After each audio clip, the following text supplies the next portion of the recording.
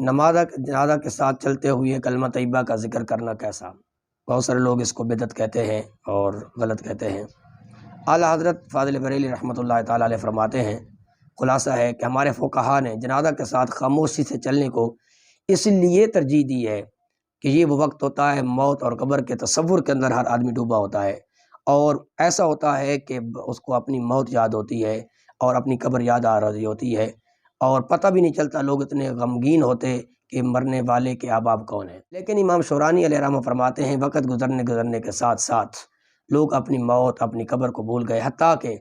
جس گھر کے اندر میت ہوتی ہے وہیں بیٹھ کر لوگ گپوں کے اندر مصروف ہوتے ہیں، انہیں موت یاد بھی نہیں ہوتی۔ تو آپ فرماتے ہیں کہ اب وہ کیفیت نہیں رہی، تو اب باتوں کرنے کی بجائے، لہو و لعب کرنے کی بجائے، کہہ کے لگانے کی بجائے وہ کلمہ طیبہ کا ذکر کر لیں، اور نہیں تو ان کی زبانوں پر اللہ کا ذکر تو آ جائے گا۔ بلکہ آپ فرماتے ہیں امام شورانی علیہ رحمہ نے لکھا ہے المحمودیہ کے اندر، محمدیہ کے اندر، آپ فرماتے ہیں کہ علماء اس کی تعلیم دیں کہ کلمہ طیبہ کا ذکر کیا جائے، اور پھر بھی ذکر ہے نا، اس میں کوئی ممانعت تو نہیں ہے۔ کان رسول اللہ صلی اللہ علیہ وسلم یذکر اللہ تعالی علی کل احیانہ، رواہ مسلم، کہ نبی علیہ الصلوۃ والسلام ہر حال میں اللہ کا ذکر کیا کرتے تھے۔ ویسے بھی اللہ کا ذکر ہے، اللہ پاک سمجھنے کی عمل کی توفیق عطا فرمائے۔